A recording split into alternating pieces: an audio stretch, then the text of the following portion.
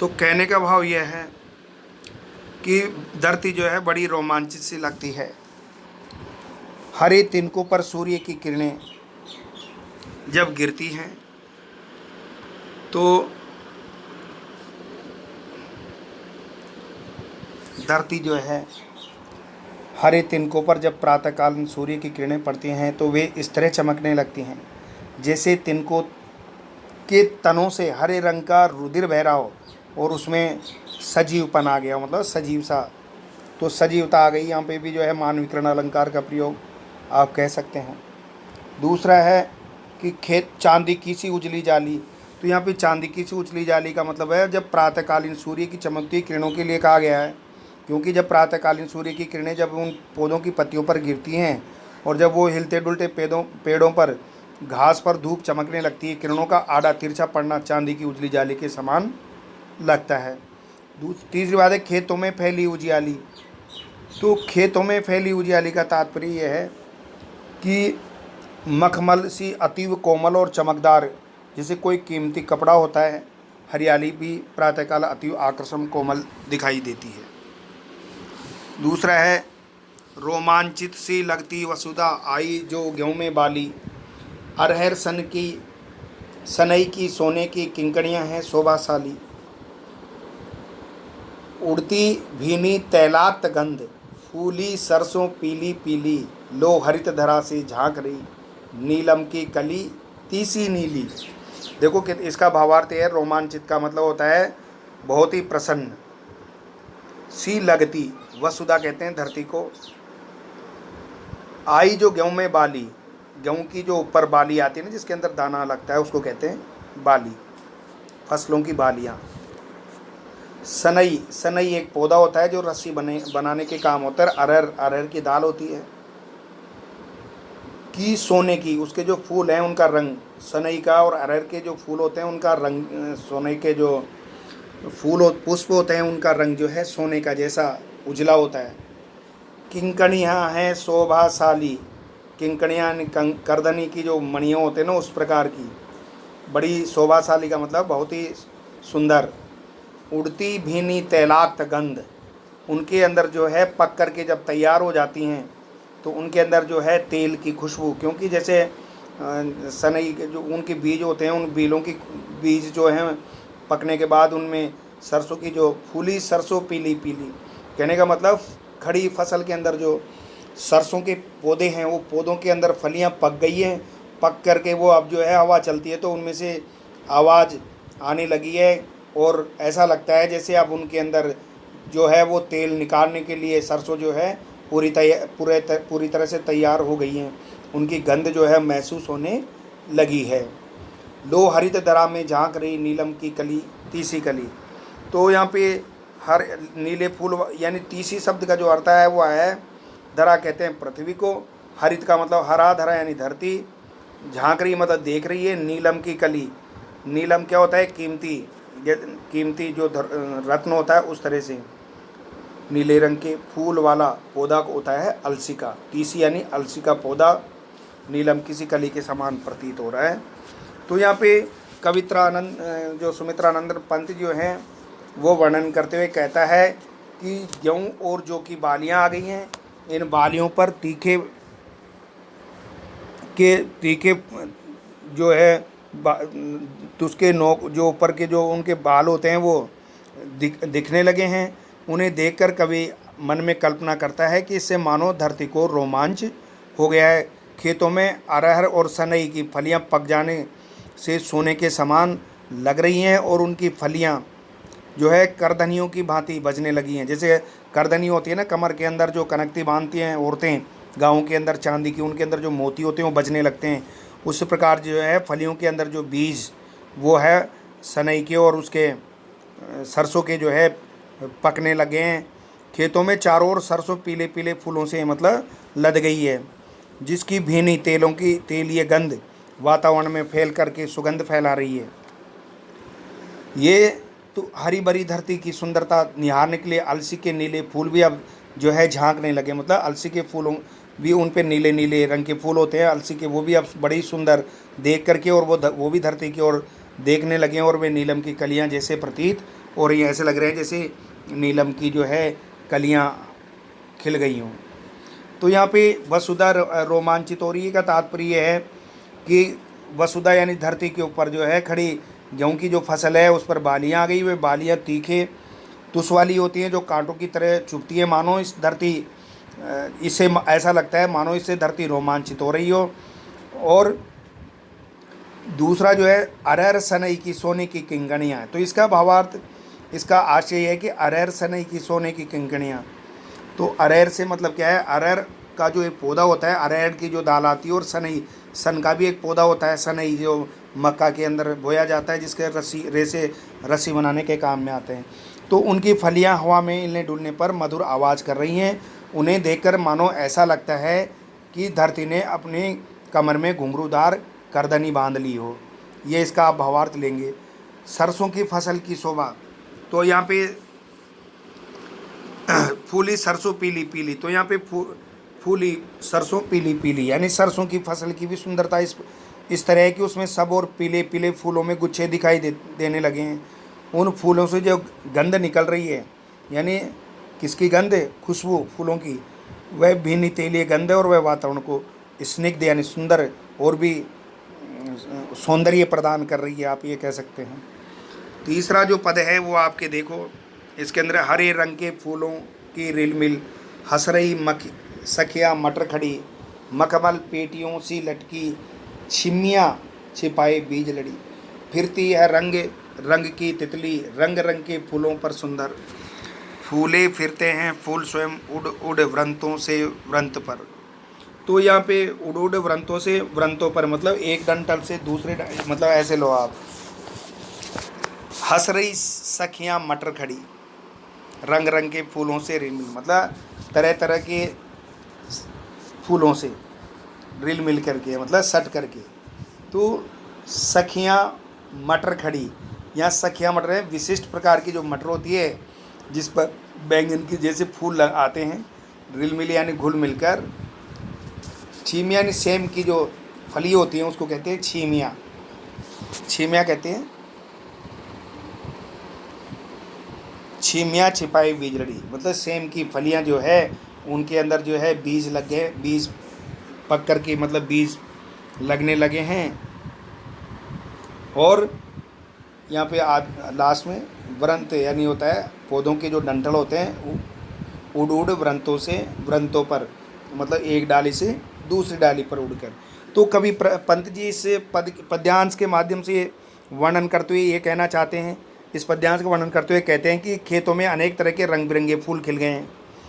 उन्हीं के बीच में खड़े मटर के पौधे ऐसे लग रहे हैं मानो हंस रहे हैं, मानो कोई सखी यानी सहेली सजी धरती सखियों को देखकर प्रसन्नता से हंस रही हो।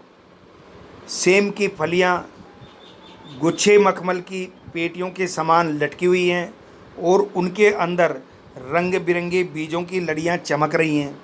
पौधों में रंग बिरंगे फूलों के समान ही रंगीन तितलियां उन पर मंडरा रही हैं। उन्हें देखकर ऐसा लगता है मानो तितलियां नहीं बल्कि फूल ही एक डंठल से दूसरे डंठल पर उड़कर जा रहे हों, मतलब एक वृंत से दूसरे वृंत यानी एक टहनी से दूसरी टहनी पर उड़ कर जा रहे हों। तो यहाँ पे जो है ये पाठ इसमें ये कहना चाहता है कवि कि छीमियों की तुलना मखमली पेटियों से की गई है। मखमली पेटियों की कीमती आभूषण आदि रखे जाते हैं मखमली पेटियों के अंदर। ऐसा ही फलियों के गुच्छे मखमल के समान कोमल हैं और उन गुच्छों के अंदर बीजों की रंग बिरंगी लड़ियाँ छिपी रहती हैं। इसी विशेषता से छीमियों की तुलना मखमली पेटियों से यहाँ पे पंत जी ने की है। फिर है फूल स्वयं वृंतों पर उड़ते फिरते प्रतीत हो रहे हैं। फूल कैसे, फूलों पर फिरते हैं फूल स्वयं, रंग रंग के फूलों पर सुंदर फूल फिरते हैं फूल स्वयं उड़ उड़ वृंतों पर। तो यहाँ पे भी यही कहना चाहता है कवि कि रंग बिरंगी तितलियाँ जो है जैसे खेतों में उड़ने वाली तितलियाँ फूलों की तरह रंगीन पंख वाली होती हैं, इस कारण वे दूर से फूल जैसी ही दिखाई देती हैं। अतः कवि अपने मन में ये कल्पना करता है कि तितलियों के रूप में फूल ही एक वृंत से दूसरे वृंत पर उड़ते हुए प्रतीत हो रहे हैं। यानी एक एक फूल जो है दूसरे उस पेड़ से पौधे से जो है उड़ते हुए दिखाई दे रहे हैं।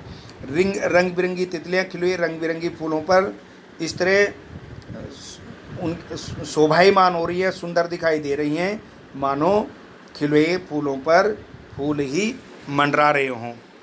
खिले हुए जो फूल खिल जाते हैं उनके ऊपर जो है फूल मंडरा रहे हों। इस प्रकार से जो है तितलियाँ भी बड़ी सुंदर दृश्य उपस्थित कर रही है। मतलब तितलियाँ भी जो है फूलों के समान फूलों पर बड़ी सुंदर लग रही है।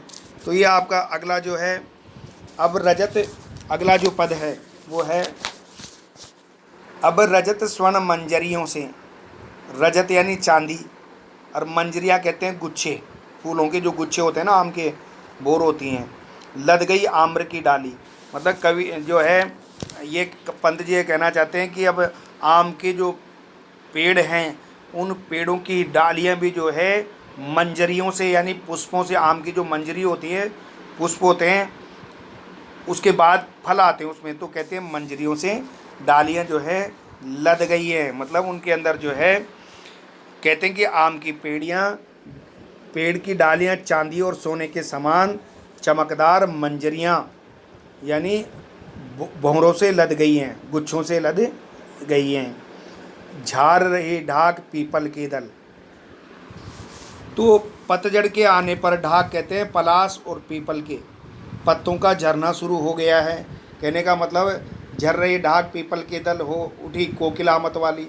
अब पतझड़ का मौसम यानी बसंत का मौसम आ गया है और पेड़ों से जो है जब बसंत ऋतु आती है तो क्या होता है, पेड़ों के पत्ते जो है झड़ने लग जाते हैं और उनकी टहनियों पर जो है नई कोपलें खिलाती हैं, नए पुष्प खिलते हैं, पुष्प बाद में फल बनते हैं, मतलब एक नया वातावरण उपस्थित हो जाता है। तो यहाँ पे कवि ये कहना चाह रहा है कि जो है अब जो है बसंत ऋतु आ गई है और पेड़ की जो है पत्ते, ढाक के जो पत्ते हैं यानी पलाश के जो पत्ते हैं, पलाश का जो पुष्प उसके पत्ते और पीपल के पत्ते जो है झड़ना शुरू हो गए हैं, अर्थात गिरने लगे हैं। और कोयल हो उठी कोकिला मत वाली, तो यहाँ पे कोकिला मतलब कोयल भी बसंत के प्रभाव से मस्त होकर मस्त कूक रही है, अर्थात मधुर गुंजायमान वातावरण को कर रही है, अपने गुंजन करके अर्थात मधुर कूक के द्वारा वातावरण को और मिश्री घोलने का कार्य कर रही है। और ये कहना चाह रहा आगे, मैं के कटहल मुकुलित जामुन, तो कटहल की महक चारों ओर फैलने लगी है, कटहल की जो खुशबू होती है वो भी वातावरण हवा के अंदर फैलने लगी है। और जामुन की डालियों पर जो है अधखिली कलियाँ आ गई हैं। मुकुलित जामुन यानी अब जो है मुकुलित यानी अधखिली, यानी वैसे तो मुकुल का मतलब जैसे कमल होता है उसकी आधी खिली हुई पंखुड़ियाँ, तो यहाँ पे भी कहने का मतलब है जामुन की अधखुली पंखुड़ियाँ जो है खिलने लगी हैं। जंगल में झरबेरी झूली, यानी झाड़ जंगलों में जो छोटी झरबेरी होती है ना, छोटे छोटे बेर लगते हैं, उनकी डालियाँ भी जो है झूमने लग गई हैं, फूलें झूमने लगी हैं। आगे ये कहना चाह रहा है जंगल में फूल आड़ू नींबू दाड़िम आलू गोभी बैंगन मूली, तो ऐसे सुंदर प्राकृतिक परिवेश में आड़ू के फल, नींबू के फल, अनार के फल, आलू गोभी बैंगन मूली आदि सब्जियों के पौधों पर फूलों की बहार आ गई है, अर्थात सारा ही ग्रामीण परिवेश यानी ग्रामीण जीवन मनमोहक बन गया, यानी ग्रामीण परिवेश जो है बड़ा ही मनोहारी दृश्य उपस्थित कर रहा है, सबके मन को अपनी ओर मोह रहा है। तो यहाँ पे आम के पेड़ों की डालियाँ बसंत के आगमन पर जैसे सोने चांदी के समान प्रतीत हो रही हैं और पीली मंजरियों से लद गई हैं, और उन पेड़ों पर जो है बोरें आ गई, मतलब मंजरियाँ आने लगी, मंजरियाँ मतलब बोर आ गई। और बसंत ऋतु के आगमन जो है, जब बसंत ऋतु का आगमन होता है तो बसंत ऋतु आने पर पेड़ों की जो है पत्ते सूख करके नीचे गिरने लगते हैं, जैसे पलाश के, पीपल के इत्यादि। और उस बसंत ऋतु के आने पर जो है कोयल अपनी मधुर कूक करती है, मतलब बहुत मीठी आवाज़ निकालती है। ये बात बताइए। दूसरा है कोयल मतवाली कब होती है, तो आपको होगी कि बसंत ऋतु जब आती है तो कोयल जो है मतवाली हो करके अपनी मधुर कूक छेड़ देती, मतलब आवाज़ निकालती है। ऋतु परिवर्तन पर ग्राम्य जीवन जो है, ऋतु परिवर्तन होने पर उसका प्रभाव सभी गांव के जो जितने पेड़ पौधे एवं जीवों पर पड़ता है। इसमें ग्रामीण प्रकृति का स्वरूप अति मनोरम और आकर्षक लगता है। यह आपका इसके अंदर पद हो गया। उसके बाद में मीठे मीठे अमरूदों में तब लाल लाल चींटियाँ पड़ी, पक गए सुनेले मधुर बेर। तो देखो सीधा सीधा सा अर्थ है पीले मीठे अमरूदों में, यानी अमरूद के फल जो है पक करके और पीले हो गए हैं, और अब उसके अंदर लाल लाल जो निशान पड़ जाते हैं ना अमरूद के ऊपर, वैसी चींटियाँ नहीं मतलब धारियाँ पड़ने लगी हैं। पक गए सुनहले मधुर बेर, बेरों की जो झाड़ियाँ होती हैं, पेड़ होते हैं, उनके अंदर जो है बेर पकने लगे हैं। आंवलों से तरु की डाल जड़ी, और अब जो है आंवले के जो पौधे होते हैं उनकी टहनियाँ भी जो है आंवलों से भर गई हैं, मतलब अब उसकी लह लह पालक मैं धनिया, खेतों के अंदर जो है पालक जो है हरा भरा लहराने लगा है, और धनिया भी अपनी मैं यानी महक जो है बिखेरने लगा है, मतलब धनिया की खुशबू भी अब जो है हमें खेतों से आ रही है, मतलब खेतों के अंदर जो है अब जो है धनिया भी लगने लगा है। लौकी और सेम फली में फैली मखमली टमाटर हुए लाल, मिर्चों की बड़ी हरी थैली। मतलब कहने का मतलब है अब जो है जो लौकी यानी जो घिया होती है, लौकी फल जो घिया सब्जी के काम में आती है, और सेम की जो फली है वो भी आने लगी हैं, और मखमली टमाटर भी जो है, टमाटर भी जो है ऐसे लगे हैं जैसे उसने लाल हो करके धरती के ऊपर बिखर गए हों, अर्थात टमाटर भी पक करके लाल हो गए और मखमल की तरह लाल मखमल की तरह दिखाई दे रहे हैं। आंवली कहते हैं आंवला, लहला यानी लहकता हुआ झूमता हुआ, और मैं का मतलब होता है सुगंध से महकता हुआ। तो यहाँ पे कवि जो है ये कहना चाहता है कविता में, कवि ने ये बताया कि जब अमरूद जब पकने लगी तो पीले रंग के हो गए और पूर्णतः पक जाने पर उनका लाल लाल उन अमरूदों पर चींटियाँ पड़ गई हैं, मतलब धब्बे जो है लाल लाल चींटियाँ पड़ गई। अब उनका स्वाद अधिकाधिक मीठा हो गया, ये कहना चाहते हैं। आंवली यानी आंवले के छोटे छोटे फल डालियों पर इतनी अधिक मात्रा में आ गए हैं कि डाली पूरी तरह ढक गई है। आंवले के गुच्छे डालियों पर ऐसे लगते हैं मानो टहनियों को फलों से जड़ा गया हो। तीसरी बात बताई इसमें कि गांव में पालक उगा हुआ है, यह ना लह पालक, तो यहाँ पे लह पालक मैं धनिया, तो इससे आशय है कि गांव में खूब पालक उगा हुआ है, पालक के लंबे लंबे चौड़े पत्ते हवा के चलने से लहराने लगे हैं, और धनिया के पौधों से खेतों में खुशबू फैल गई है, और सारा वातावरण एकदम सुगंधित बन गया है। उसके बाद में है बेर, मतलब बेरों के ये क्या हो गए, मखमली टमाटर ये लाल, मिर्चों की बड़ी हुई थैली। तो बेर पककर पीले हो गए, इससे उनमें मीठापन आ गया और स्वादिष्ट लगने लगे हैं। तो दूसरी बात यह है कि टमाटर पककर मखमल की तरह कोमल मुलायम हो गए हैं। पौधों पर गुच्छों के रूप में हरी हरी मिर्चों को देखकर लगता है कि वे थैलियों से भरी पड़ी हैं। तो ये आपका जो है 5वां पद हो गया।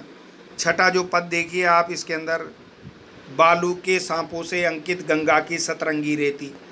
बालू के सांपों से, अरे बालू किसको कहते हैं यहाँ पे, तो बालू कहते हैं रेत को, सरपत घास पात, गंगा की सतरंगी सुंदर लगती सरपत छाई। सरपत कहते हैं सरपत का मतलब होता है घास पात आदि, मतलब घास की तरह।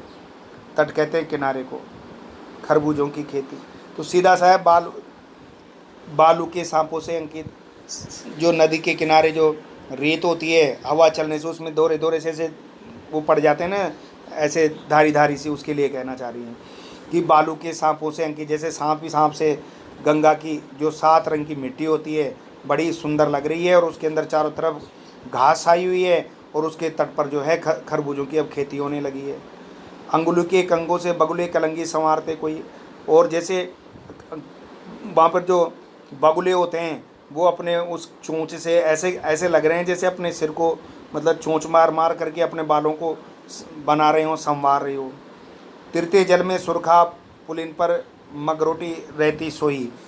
तो यहाँ पे सुरखाब कहते हैं चक्रवाक पक्षी को, और पुलिन का मतलब भी यहाँ पे तट होता है पुलिन पर, तो मतलब चकवा जो पक्षी है वो भी तट पर फिरते हुए तैरते हैं। मगरोटी रहती है, मगरोटी कहते हैं मुर्गा भी की छवि, मुर्गे की जैसे। तो यहाँ पे भाव यह है कि कवि सुमित्रानंद पंत इस पद्यांश के प्राकृतिक सौंदर्य पद्यांश के माध्यम से ये कहना चाहते हैं कि गांव के प्राकृतिक सौंदर्य का वर्णन बड़ा ही, मतलब प्राकृतिक सौंदर्य जो है बड़ा ही सुंदर लग रहा है। गंगा नदी के तट पर रंग बिरंगी जो रेत मिट्टी फैली हुई है, उस पर सूर्य की किरणें जब पड़ने से ऐसे लगती है जैसे मानो 7 रंग खिल गए हों, अर्थात सतरंगी लगने लगती है। और हवा से रेत पर बनी आड़ी तिरछी लहरें सांपों की तरह चमकती हुई दिखाई देती हैं। वहाँ पर लंबी पत्तों वाली जो घास छाई हुई रहती है तथा गंगा तट पर तरबूजों की खेती लोग जो है वहाँ करने लगते हैं, क्योंकि पानी वहाँ पर आसानी से मिल जाता है। तो जो किसान होते हैं वहाँ पर खरबूजों की खेती करते हैं।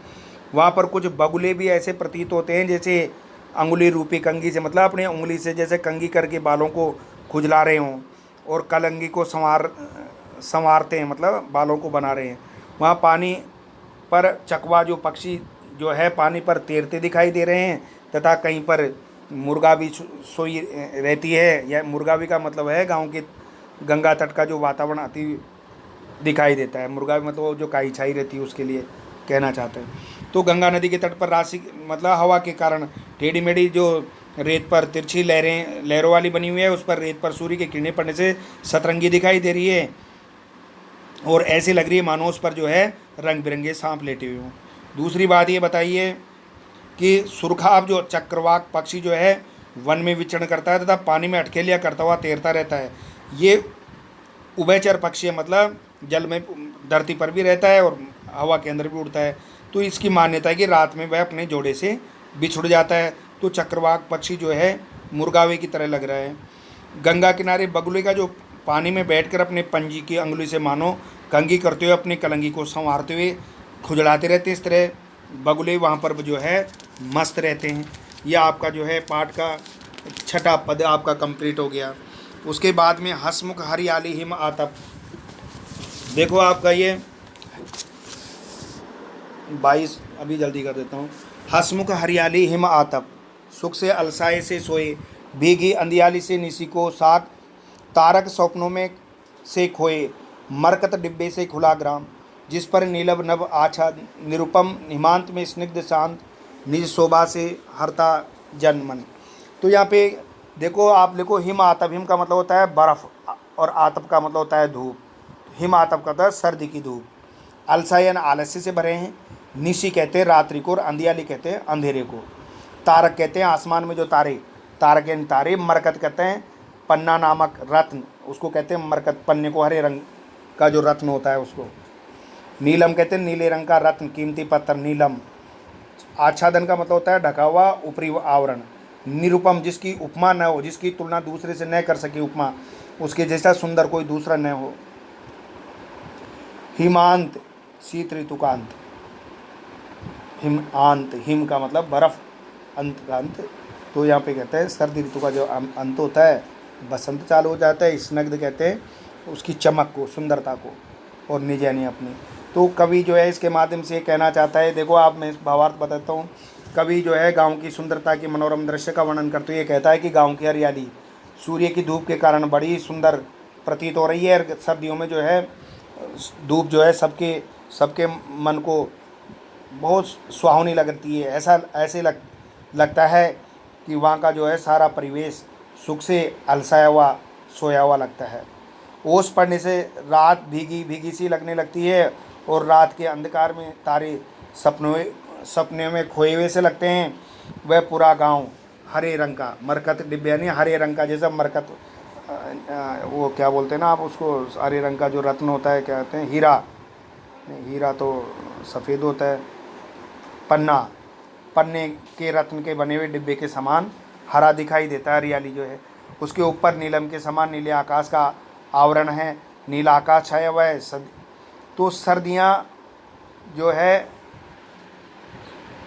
बीतने पर इस गांव में अनुपम शांति छा जाती है। इस तरह ये गांव अपनी शोभा से सबके मन को अपनी ओर आकर्षित कर रहा है। तो यहाँ पे हसमुख हरियाली से तात्पर्य है कि गांव में चारों ओर हरियाली छाई हुई है। उस पर सूर्य की किरणें गुलाबी धूप पड़ रही है। इससे ऐसा लगता है कि हरियाली मंद मंद हंसी बिखेर रही है, मतलब जैसे हंस रही हो।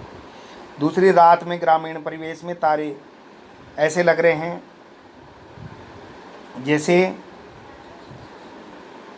रात में सर्दियों के कारण ओस पड़ती रहती है, लगता है कि अंधेरा भीग रहा है, और अंधेरे में तारे टिमाने लगते हैं, मानो सपने में वो खोए हुए हैं। हंसमुख हरियाली, हंसमुख हरियाली का तात्पर्य है सर्दियों की हरियाली के साथ सोई हुई है।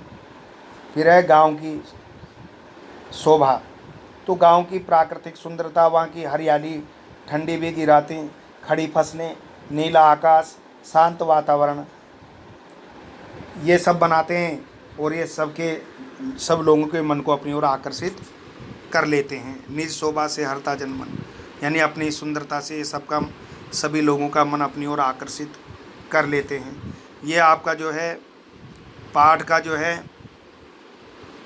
भावार्थ हो गया, और उसके बाद में आपका तीसरा जो है प्रश्नोत्तर का तीसरा पार्ट आगे देंगे।